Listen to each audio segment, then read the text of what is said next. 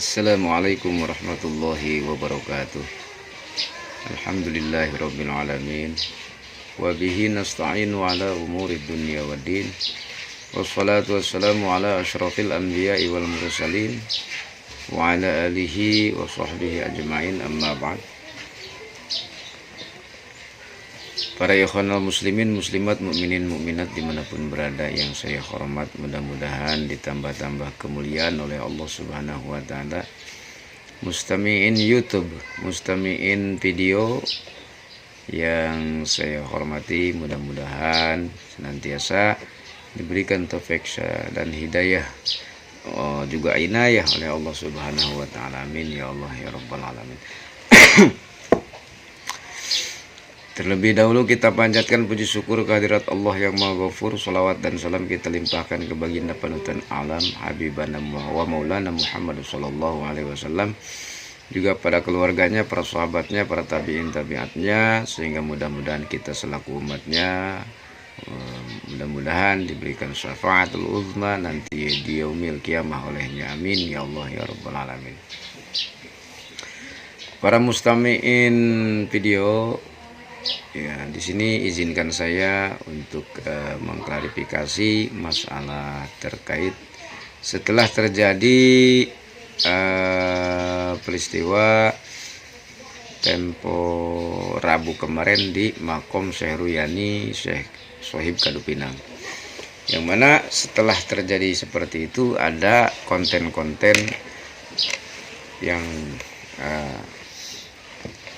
berkenaan ke ranah fitnah, ya. Menurut saya itu ranah fitnah, yang dimana di antara konten-konten tersebut dengan konten orang bersangkutan tersebut yang menyebutkan bahwa di peristiwa di Kadupinang itu katanya diserang oleh 300-an ada oleh orang-orang yang membawa pada golok kan itu, dan juga membawa nama-nama ormas dan lain sebagainya lah.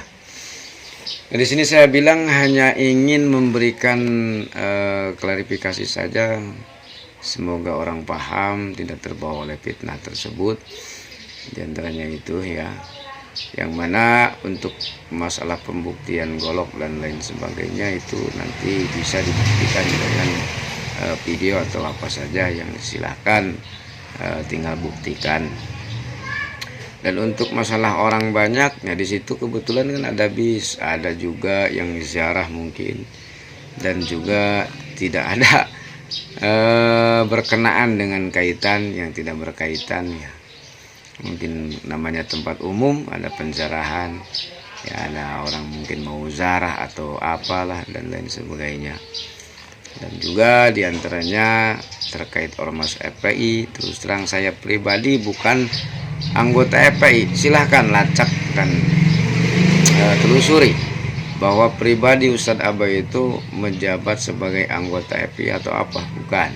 Nah, maka daripada itu mustahil untuk ada penyerangan dari FPI. Maka bagi yang paham, bagi yang pintar pasti paham statement setelah terjadinya peristiwa di Kadupinang kemarin, yang mana orang seperti saya dan yang lainnya yang mungkin merasa terundang gitu, ya, merasa terundang ngopi oleh orang yang bersangkutan untuk mengikuti, menerima undangan, ya, untuk nyubadanan karena pengundangna kan di Kadupinang.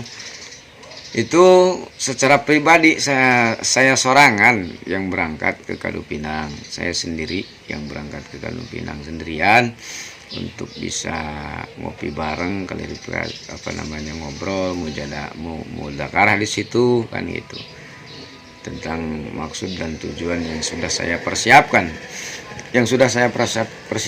untuk ditanya masalah istilahnya turiko atau apa, udah saya persiapkan sebenarnya di Kadupinang itu.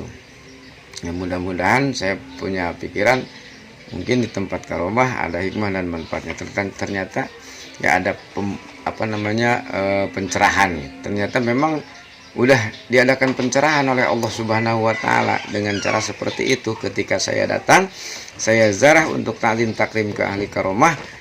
Sesudah saya ziarah, ternyata orang yang bersangkutan sudah pergi duluan. Nah, itu udah tercerahkan sebenarnya. Udah ada pembenaran dari Allah Subhanahu wa taala antara siapa yang benar dan siapa yang salah. Nah, terkait di dalam masalah apapun tentunya, yaitu karena tergantung niatnya. Ada niat misalkan tulus dalam hati, seperti saya mengomentari yang sudah misalkan terjadi, mengomentari statement-statement di di konten-konten yang bersangkutan, ya karena tulus merasa dampaknya akan negatif terhadap umat atau apalah dan lain sebagainya, pikiran ya jelek lah, negatif. Nah, karena ketulusan saya ingin ibadah gitu aja. Nah, itu dibuktikan oleh Allah Subhanahu wa taala. Yang pintar pasti paham. Nah, itu saja ya. Tidak panjang lebar karena saya bukan ahli ceramah, saya bukan kiai, saya bukan santri, saya bukan seorang bisa ngaji. Bahkan boleh dikatakan ya seperti orang yang mengatakan di lokasi kemarin bahwa saya ustadz abal-abal. Iya, betul. Jadi ada label kiai itu bukan saya sebenarnya, itu bukan saya yang bikin. Label kiai itu di YouTube yang sebelumnya itu dari pembikin YouTube. Nah, itu saja. Jadi saya hanya sebatas semut kecil di mana istilahnya masuk ke telinga gajah. Mudah-mudahan gajah tersebut sadar. Jadi bukan saja oleh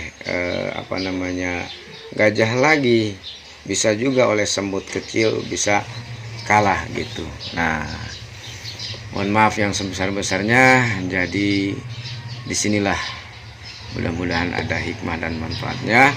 Jadi hanya situ saja, tidak mau panjang lebar, takut kemana-mana.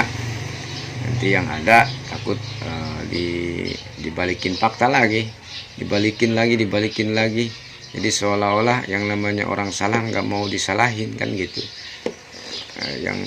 Kalau yang salah ngaku salah, penjara penuh. Nah, gitu aja. Mohon maaf yang sebesarnya terkait masalah ini.